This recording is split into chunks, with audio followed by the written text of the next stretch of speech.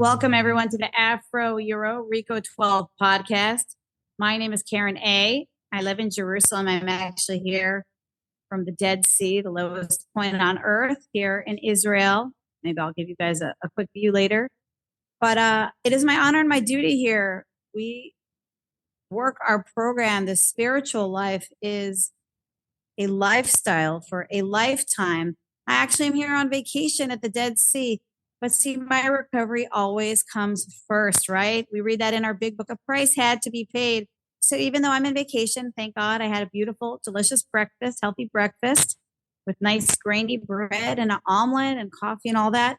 But see, while other people are doing arts and crafts and walking around or going down to the beach, I know that in order to be of maximum service to my God, my people, and you, my dear fellows, even on vacation, I do my steps 10, 11, and 12 every day, no matter where, no matter what, even at the Dead Sea, the lowest point under the sea here in Israel. It is my pleasure to welcome you, Skye, to our Reco12 podcast. We are self-supporting, and I'll put information on how you could do a step 7 and contribute through PayPal or Venmo.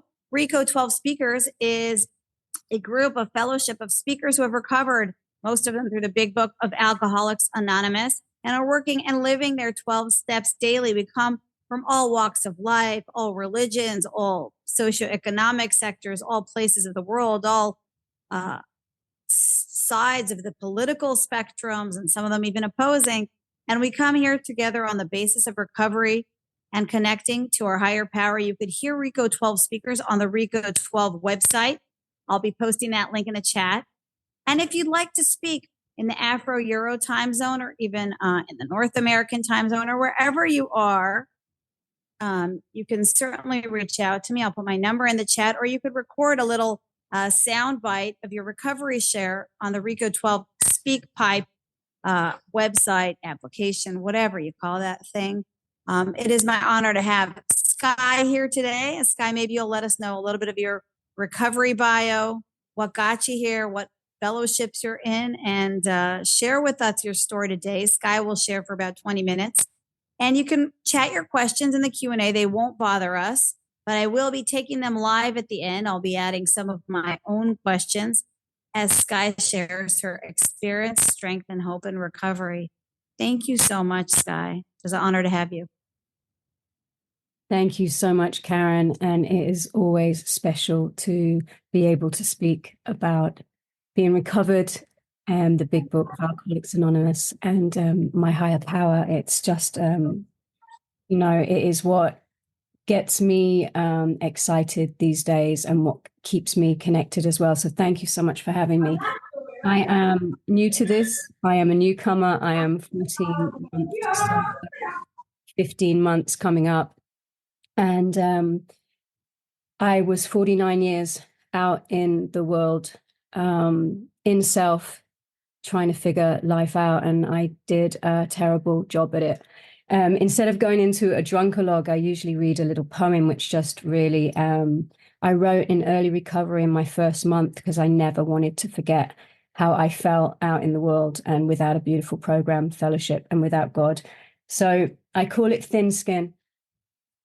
So I was born with a thin skin and a mind won't let the light in. I can't tell you where I've been all these years. I was born with a hole in my soul, anxious apart, no way home. I seem to know what only the lonely know. I was born with a disease, crawling through life on broken knees, wishing for someone or something to set me free. And at 49 years old, I'd resisted AA for 10 years. My auntie, whose husband had got sober, encouraged me to come into AA. And I had spent some time in a Christian background, and I'd felt very ashamed about my sexuality as a gay woman. Through the word God was used as punishment and judgment. And I had a real problem coming into AA with the word God. And but I was on my knees 15th of September 2022. I destroyed my health, my relationships, my career as a musician, and I was living alone with my dog, drinking myself to death, literally. I was suicidal, completely hopeless. and I'd rang Samaritans and all other helplines, and something made me ring AA that day. I was told that day about the disease of alcoholism, and told that I was not a bad person trying to get good. I was a good person trying to get well. Talked about the physical allergy, the mental obsession, and the spiritual malady, and I would never be alone again. This lady said to me on this 1 hour of service she gave me on the phone. And I've told her since, that 1 hour of service you gave me has given me every hour since. I came in, I was so grateful for page 46 and 47 that talks about it's a God of my conception. Much to our relief, we discovered we did not need to consider another's conception of God. And it was okay. You know, I looked at the sky, I looked at the sun, I looked at the sea, and I was connected to my childhood God again and a power greater than me. I cannot hold a seed in my hand and plant a tree. You know, I cannot make the heartbeat in my chest. I always knew there was something greater than me, but I'd lost God. AA, this program, this book has given me God back because it's not been forced on me in a religious way. I studied all the different names for God in my big book as a newcomer. I wrote them all down in pen at the back, Spirit of the Universe. I have a private name for my God now that I don't tell anyone, just to keep it sacred and special. And I call on that name a lot throughout the day. So 14 months in this program, and I wanted to talk mainly to newcomers, and my title was Keep It Simple, because in these 14 months I've come in and I just wanted to highlight the things that I've found that have helped me the most. And I wake up in the morning and I'm not some spiritual giant. I have scary Skye, I have serene Skye. I have to make a choice, you know. I often wake up feeling overwhelmed. Right now, I'm in a situation in my life where I've been very unsettled. I've had to move out of my home very quickly. I have my elderly dog who's at end of life, and I'm camping in a place with him just to give him a beautiful crossing over. So I'm unsettled. But so I wake up feeling overwhelmed, particularly at the moment. But I get to go straight to God and get out of myself these days, which is such a medicine for me. So I do two-way prayer, which really, really helps with my connection. That's a new thing that I've learned in the last month. And just a couple of days ago, I wrote to God. I wrote, I am pain, you are peace. You are love, I am separation.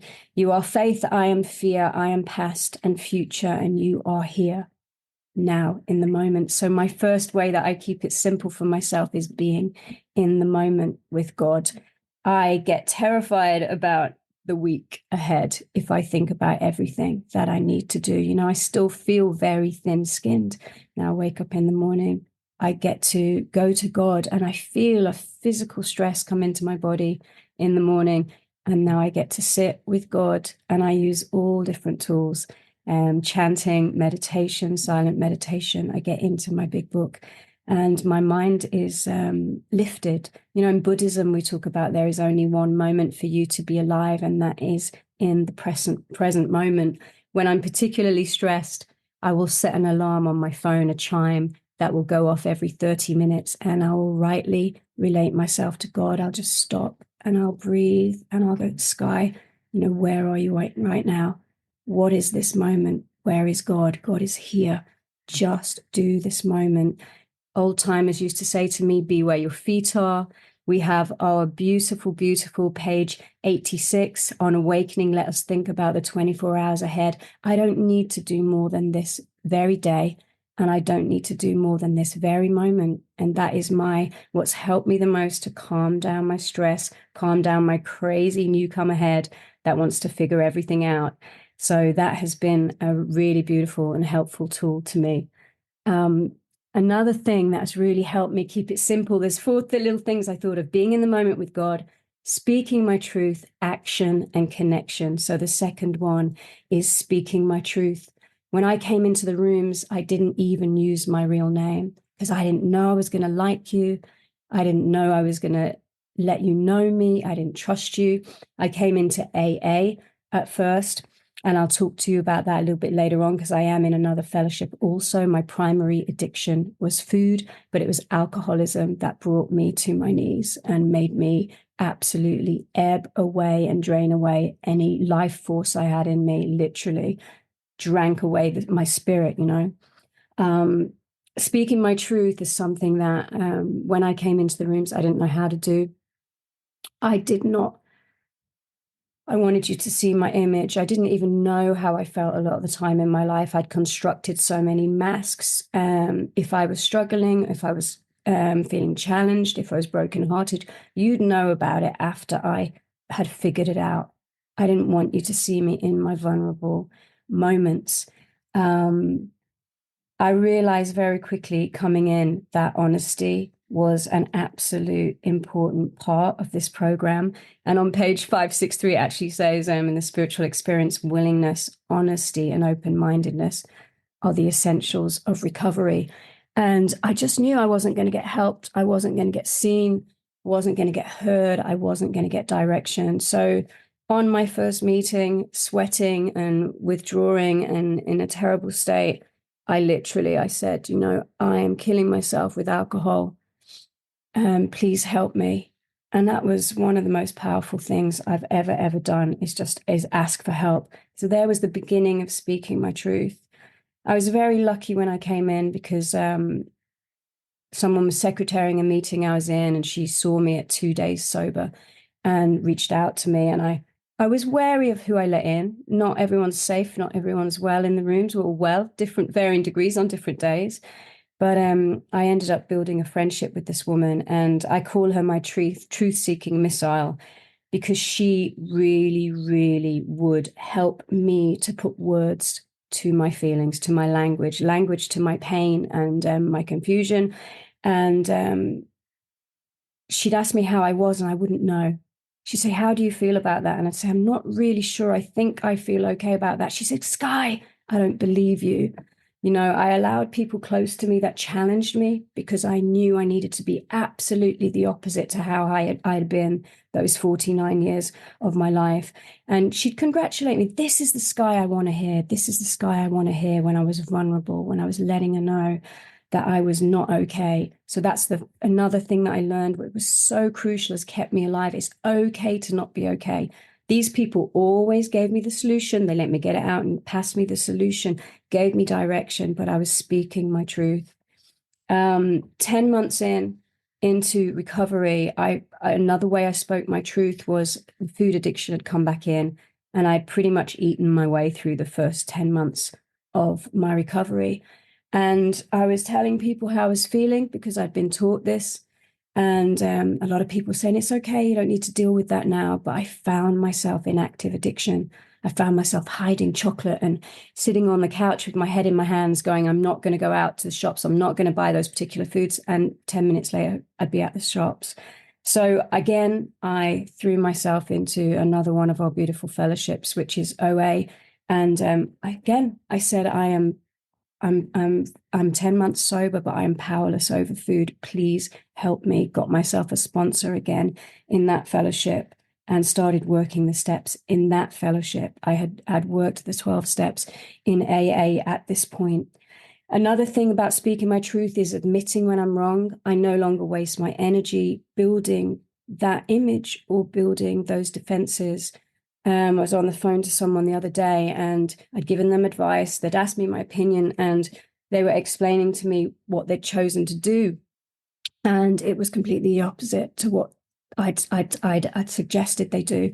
And as they were speaking to me, I felt myself burning inside. I was a bit shamed, self-conscious that I'd not given the right advice. And afterwards, this person said to me, do you have anything to say? And I acted in a very uncharacteristic way. I said, yes, I do. I was wrong. And it was so simple just to say I was wrong. And it was so powerful. And she was like, wow, thank you.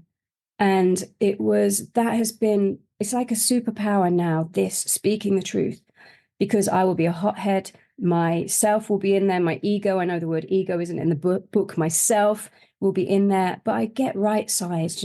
Right now I care more about being well than being right. I give myself a pass every day. I've had wrong thinking for 49 years. My way that I think of myself is so a million miles, cosmic miles away from where God thinks about me. So the third thing that has helped me is action. as a newcomer, if I'm in my head, I'm dead. My thinking ebbed away my life. My thinking emptied out every bit of hope and love. And I was so confused about my thinking because I think life is so precious. And yet I was literally letting it fall down around me. Every aspect of my life, I would build something up and tear it down. I could not understand these cycles of self-destruction. And that is my thinking. That is me naturally. And now I don't even wonder why I was born that way, whatever. That's why I wrote Thin Skin. That's how I was. Let me deal with the facts. So if I'm in my head, I'm dead. I cannot let my brain own me. I am not my thoughts. Thank you, God. I'm not my thoughts, and now I try and get out of my mind and into my spirit, but into my spirituals, into my spiritual actions. Page 83, this beautiful book, the spiritual life is not a theory. We have to live it. And page 58, which we all know, rarely have we seen a person fail who has thoroughly followed our path. And also on 59, half measures availed us nothing. I mean, I was all in to my self-destruction. I was completely committed to that. Now I needed to be completely committed to my reconstruction. And building this life, building this life. Thank God that we have a design for living, page 28. I had that desperation. I saw escape with all the desperation of a drowning man, a drowning woman. I really, really did. I knew I needed a completely other way. Manual for Design for Living. I call it my manual for sanity because it literally is for me. I need to think differently, I need to think entirely differently. So I pick up my manual for sanity all the time throughout the day. Action for me now is it's just, I don't allow my thoughts to run me. It doesn't matter why, but this head wants to kill me. It is not well. And I'm a maniac still. A lot of the time I catastrophize. I can be in a really, really safe place and I will think about the most traumatic thing that's happened to me. And I just have to, that is my brain. So getting into my spirit and my spirituals is what brings me peace today and has helped me stay well in this 14 months. And that is getting out of my head, going to my meditation, going to my prayer, going to my book, going to my spiritual readings, learning about two-way prayer, getting out in nature, connecting to God through nature, taking care of my body the best I can. I am doing terribly at that at the moment. I'm not sleeping well. I'm drinking too much coffee. Skye needs to get a grip. Reaching out to others, but taking action. I loved page 25 when I came in because it was talk about simple. There's a solution. Skye, there's a solution. What? There's a solution to me? I thought I was broken, unfixable, irretrievable, hopeless. Now I feel hope. I don't feel useless. I feel useful. But there is a solution on page 25. There was nothing left for me, but to pick up the simple, I love that word, kit of spiritual tools laid at our feet. So that was it. I came in and I followed suggestions because my head was literally still set. I find it's like a fear factory. It's a magnet for negativity. So I had to ignore my head at all costs. The end of that paragraph, it says, we have found much of heaven and have been rocketed into a fourth dimension of existence of which we had not even dreamed. I dreamed of a spiritual life as a kid. I used to think E.T. was going to come down and be my best friend because I felt so otherworldly, so not of this world, of my parents, and I get to live in the fourth dimension today, which is such a trip. This is not a religious program. It's a spiritual way of life. The fourth thing that I found the most important for me is connection, which to me, connection is the opposite of addiction. You know, my addiction, my food, my alcoholism, they want me alone, absolutely isolated, not telling you who Skye is, not letting you love me for the crazy freak that I am, for the beautiful mess that I am. They want my addiction wants my boundaries up and my image there. They don't want you to hear me not okay, and when I tell you I'm not okay, that is how I stay okay. I stay well by letting you know when I'm not well and taking the next right move, not staying there, but getting to the solution. So, page 28, I did refer to that, but I did come in and I was absolutely desperate to find this tribe. I knew I was dead alone. Talks about we sought the same escape with all the desperation of drowning men. I knew I was drowning and I needed the good swimmers. So I literally hunted out a tribe. I was told to stay in the middle of the herd. I picked the elephant, and everyone in my phone book had an elephant in front of them. And I went after the people that looked well. Some of them, I didn't phone back. I was selective. I watched you for a little while. If you gave me your number in the chat, I'd watch you. I'd hear you share back, and I'd make connections. And like I said, I was very, very lucky, but I was also very, very lucky with the people I met, people that I didn't feel were well, people that I didn't feel were solution, people that didn't challenge me, people that didn't say, Skye, what are you doing? Or Skye, this is what helped me. I didn't let them near me because I did not have time. I knew I needed to get well. I knew that this was urgent. This was my soul at stake here. My first sponsor was not very intense in AA on getting me through the steps and the book. She was a really, really great friend, but at 6 months in, I felt spiritually sick. I was desperate for the solution, for the recovery that I saw in other people through the steps. And I let her go. And I sought out a sponsor who was waving around a big book in a meeting going, this book is divinely written, and who led a big book lovers meeting. And I was like, that's what I need. I need this medicine of the steps. I need to be recovered. So we went through the steps, and the first thing this woman said to me was, Skye, I'm not your friend. I was so relieved. I didn't need a friend. I had my tribe. I'd worked on my tribe. I'd got my tribe. I was connected. I was talking through my day, how I was feeling. I needed my sponsor to get me well, to give me the medicine of the steps. I love her. Now we're friends. After the steps, I have the recovery of the steps. Now she teaches me to live in the steps. You know what I mean?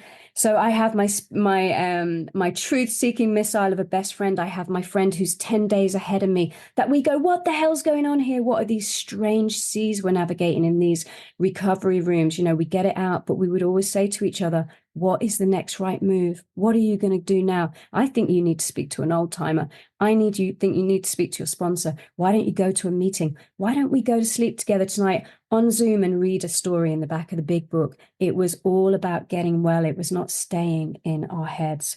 So service now is the greatest medicine for me to get out of self. The privilege, the honor having women coming up to me and asking me to sponsor them is beyond. I mean, I get emotional even thinking about it. It's beyond that they see something in me. The lights are back on. I am completely connected to a higher power now throughout my day and to my life. And I love it. And it's so, so, so, so precious.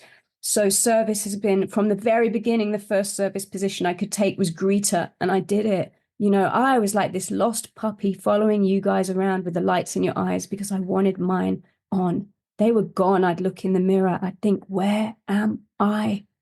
I was gone. The light is back on today. And my greatest gift of all of these things, I've kept it simple. I stay in the moment with God the best I can.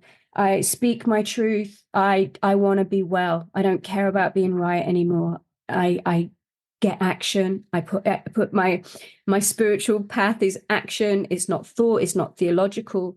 And I am connected. I'm so connected. I go to bed every night and there's nothing I haven't said to someone. I'll do my inventory at night, and I have my sponsor there at the end of the night to connect with in that way. The greatest gift for me is on page 75.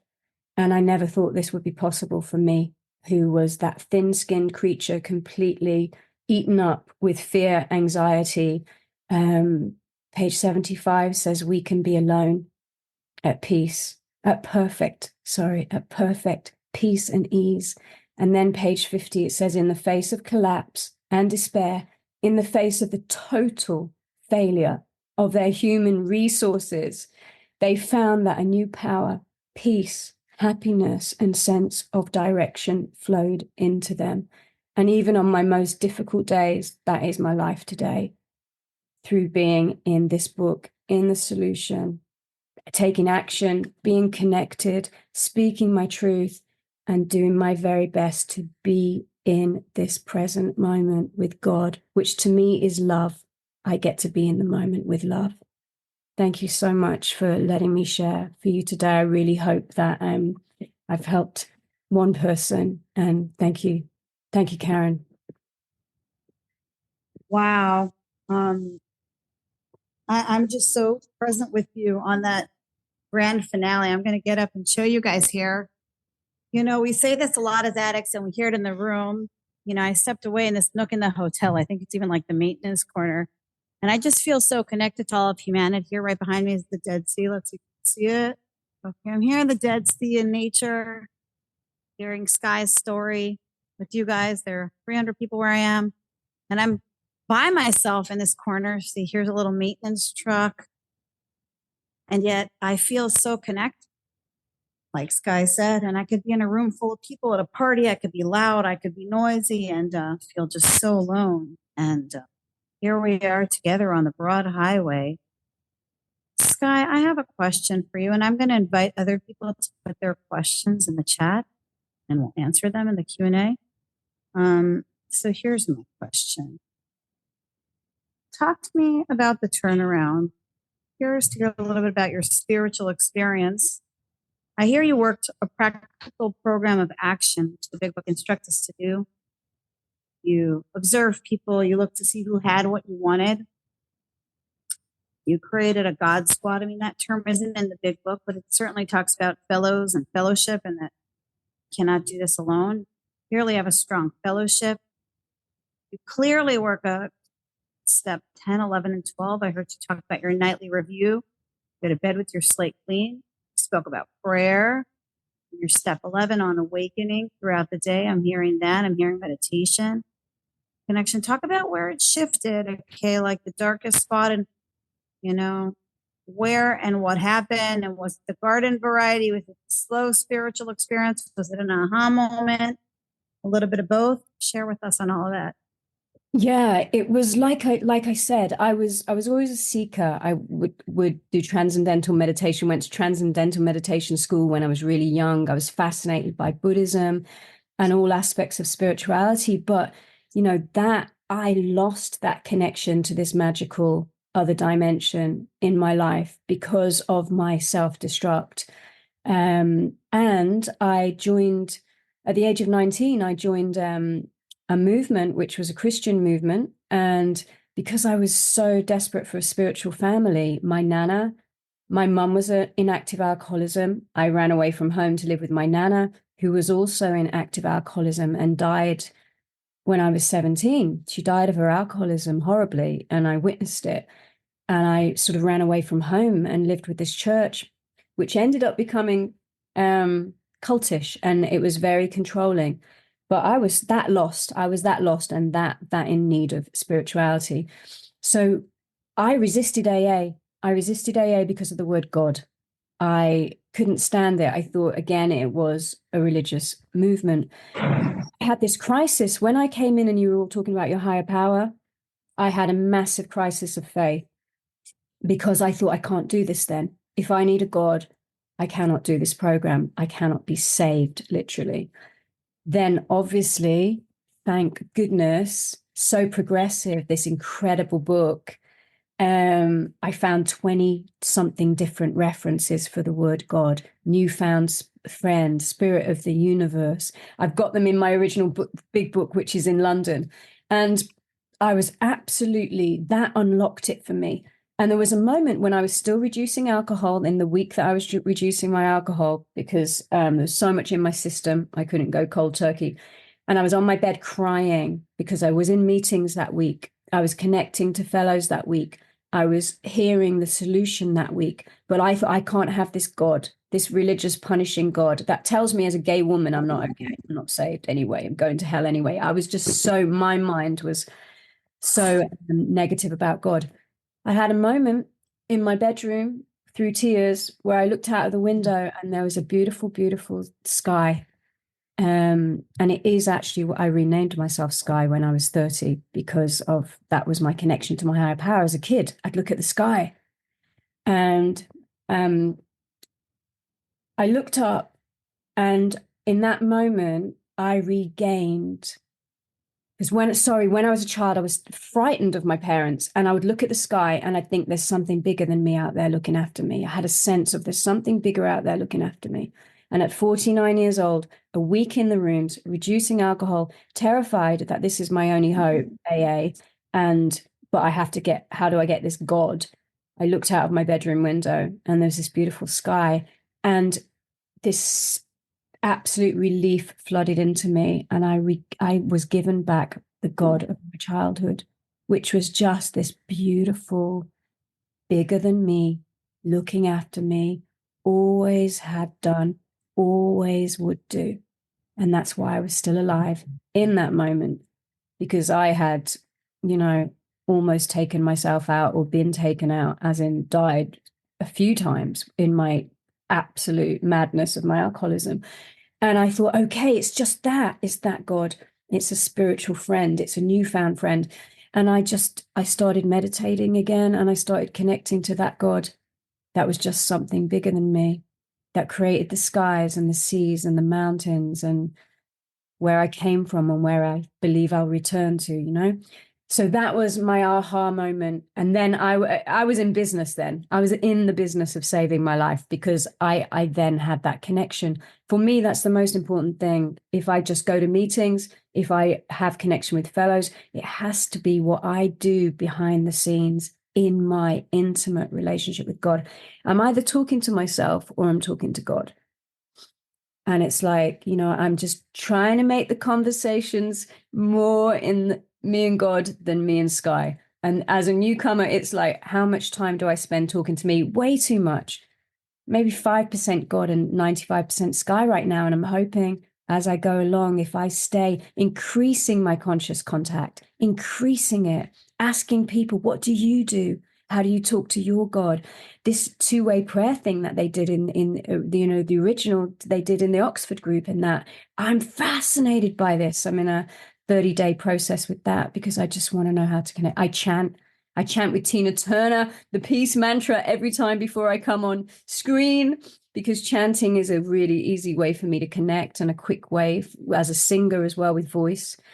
So I do feel like I was rocketed as well, to answer your question, with my sponsor, the way she took me through the steps. We were on screen, we were in the book, and it was action all the way. She didn't allow me to stay in my head. She didn't allow me to get into Skye. She got me into the solution. And so I do feel like I was rocketed. I feel like I had little psychic changes along the way. My step 4 and my step 5 was the most beautiful, beautiful experience. And I just put it all out. I didn't hold anything back. I thought, I'm going to die if there's any part of me that is still held within. If you don't let you see all of me, if I'm not the rigorous honesty that the book talks about, then I'm going back out. And I thought, for myself, I don't think I'll ever get back in to recovery, Wow. Well, just like the big book says, are you willing to conceive a power greater than yourself? It talks about our founding fathers, disgruntlement with the church. And good for you. You went to see where religious people are right, even though those of your youth had failed you, just like Bill Wilson and other characters of the book. Unbelievable. And I love that, Tina Turner chanting, you look to see where religious people are right and take strength. What I'm hearing there, Skye, is may you find him now, right? Yes. Is that any place that Skye can find him now, she is holding on to that. It's like she said, she's in business and she means business. And to think is to die, to drink is to die, like our big book says. I'm going to remind everybody, I have a few more questions. I'm on the edge of my seat here. You can go ahead and post your questions in the Q&A and we'll be happy to answer them live. If there's any coaching you want from Skye about working your 12-step program, how to get into it, how to work with others. Skye, do you want to talk about that? When you went from, Skyland, like you said, in self, and now you're into God and working with others, the shift that happened there, you cleared your slate, gave over your step 5, then, wrote down your harms, you made your amends, you made the reparations, and then you started working with others. Talk to us about working with others. And I was so moved when you said that you're so touched when women want to work with you. I relate. You share about your work with others and words about working with others. I know there are also a lot of people, I'll just add one more thing, that are afraid of that or intimidated, or their sponsees are in step 4 forever, or they're in step 4 forever. Talk about getting through this work and getting on the other side and being of service to him and to others. Yeah. I mean, I think we have a choice, don't we? We can be rocketed or not.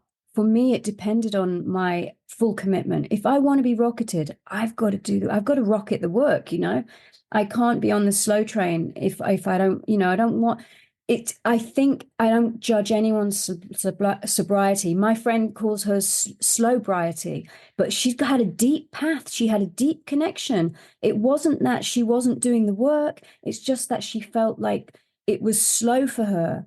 But so that is, I think it's different so long as you're doing the work. My responsibility was to, literally to have that attitude, I'm drowning, the desperation. I was desperate. I was told when I came in Skye, you had the gift of desperation. And you know what? Now I realize that was an absolutely sacred gift, because I see people coming in that aren't desperate and they're in and out and they're in this hellish pain. So for me, my first sponsor, like I said to me, she was very relaxed and she sponsored the way, she knew.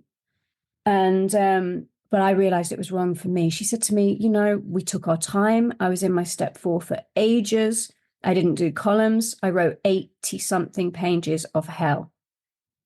And I've been told it's a miracle you're sober through that. And I decided not to do my step 5 with her because I thought, you're not right for me. Bless you. Thank you for the first 6 months and for being my friend.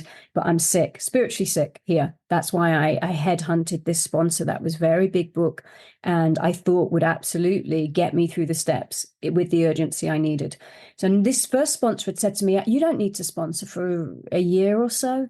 And as a newcomer, I thought that's very reasonable, very reasonable. I don't think I just want to focus on me. Yeah, let me focus on me. That was my mad, sick thinking. That's what got me in the trouble in the first place. That's what got me suicidal, this thinking of me. So my other sponsor, she had 12 things for me to agree to in order for her to sponsor me. And the very first one was agree to sponsor when you're through the steps. And I was like, all right, this is very opposite.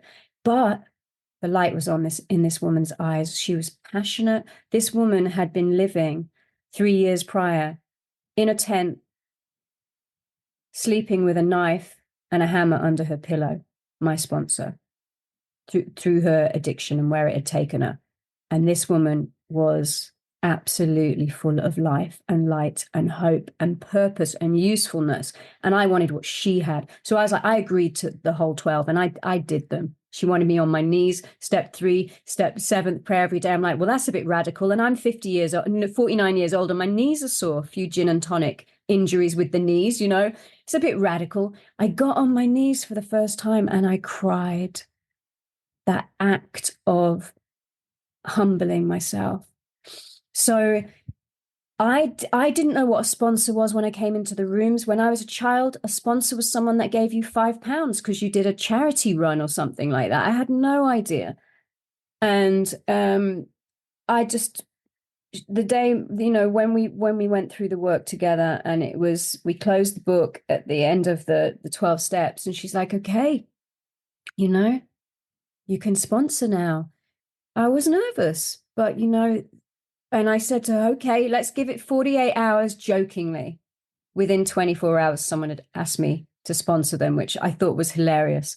but also an absolute honor. And since then, other women have asked me, and usually when I've done a share, you know, at a meeting or something like that, or because I've shared back, and you know what I say in meetings, it's just words, and I don't, you know, it's what I do. I think in the dark hours, in the quiet hours, in the lone hours, and it's that connection. And I'm humbled because I think maybe they could see a little bit of that connection coming through me, like I saw in my sponsor, you know. It's the highlight of my day reading the book with sponsees because I'm in the steps and I'm in the process. I'm seeing the magic of the steps, keeps me in it.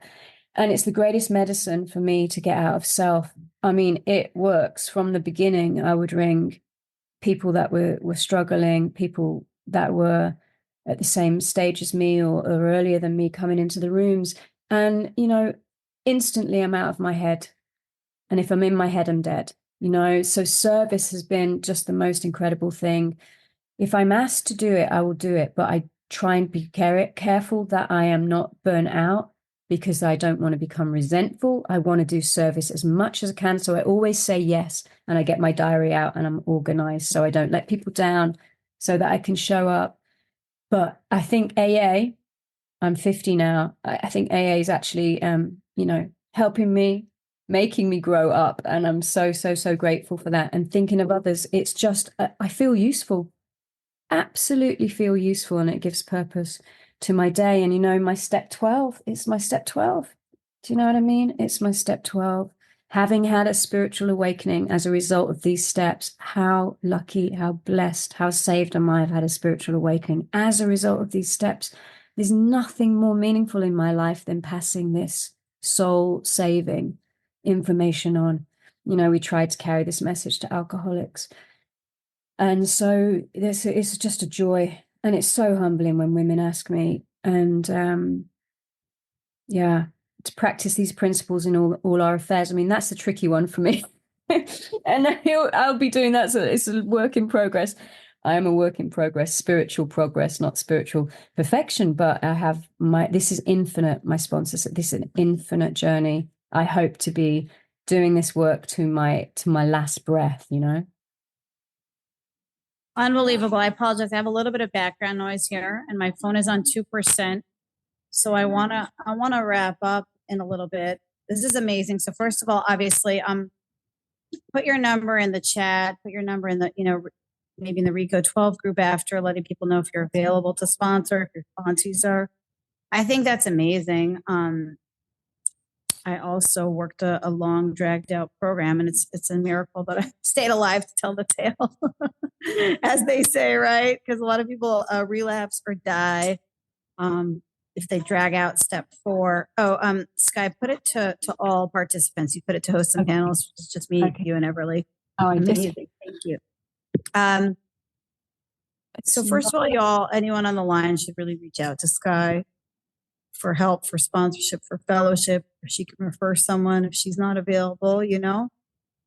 She's made the approach, as the big book says, by sharing that she sponsors here in public for all to hear, and this is recorded, so it'll be on the website. I'm sure you'll get some follow-up and feedback from our happy customers.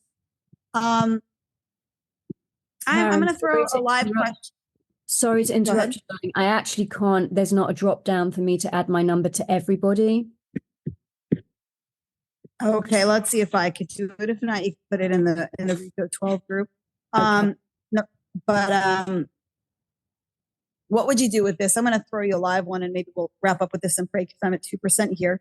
I have a sponsor who told me that she's about to act out with a married man. She's a sloth. She's in the middle of step 4, and I told her, okay, resentments, fears, and harms, you know, do them. You know, I put it in her court. You know, you have to want this with the desperation of a drowning man. I'm now asking you your advice. You're my sponsored guru. What would you do with this person? Where is this coming from? Her spirit or her head? You know, is this a spiritual action? You know, page 55, you know, that God is within us, you know. She's going to hurt her spirit. She's going to probably hurt his spirit, you know. Is it coming from love You know, is it coming from self? Is it coming from God? That action, you know? We found the great reality deep down within us, you know? God is within us. It's like, where's it coming from? What's the motive? What's the intention there, you know? Is that a head thing or a spirit thing? Is it spiritual action? You know? Like, we're not arbiters of anyone's sex life, the book talks about, but I'd just ask her to sit down, pause, connect with God. What's the next right move, you know? One of my prayers is, you got me, God. And then the other one is, what's the next right move, you know? And we have lost our host. She did say she had 2% on her battery. I'll just close up then, because when I read you a little poem I'd written in recovery at the very, very beginning, which was about being thin-skinned, you know, as a musician, you know, I can write now. I'm a clear channel, and I'm getting a lot of songs. And the best thing I did is come into this program. The best thing I did was ask for help. The best thing I did was connect to a higher power, let myself be loved for who I am, is to take action, and is to connect and to help other people, you know, being in the moment with God, taking action, having connection, which is the opposite to addiction, and speaking my truth, you know. So now, to anyone who's struggling out there, I wrote this recently, and it's, come out of your darkness, come out of the darkness into your light. It's always inside you. There's nothing to hide. I was broken and hopeless, ashamed and afraid. And the day I said, help me, everything changed. You know, I have a spiritual solution now for my spiritual problem.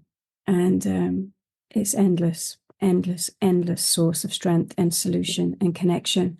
I'm no longer alone. It's been incredible to speak to you today. From this newcomer, I hope I've been of some help and some service. And thank you so much. God bless everyone. I've seen stars fall from above. I've fallen in and out of love. I've been high and I've been low. Now I know I just can't do this on my own. I've seen a boy become a man. He got lost without a plan. He's so far away from home. Now I know that I just can't do this on my own. Your arms surrounding me, your touch is grounding me. No longer searching for purpose all alone, 'cause now I know that I just can't do this on my own.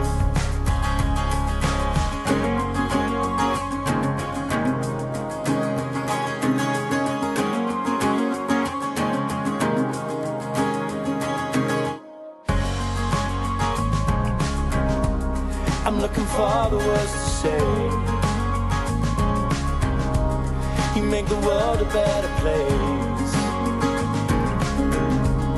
and I can call that place my home.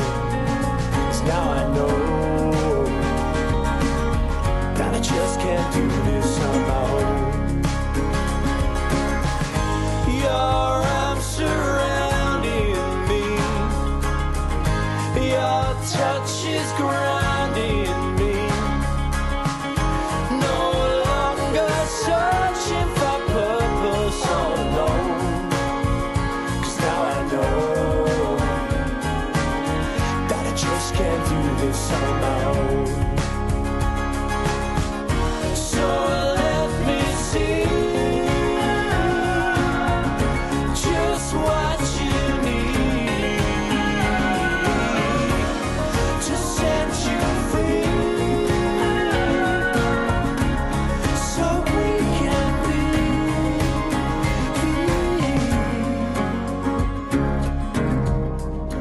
stars fall from above.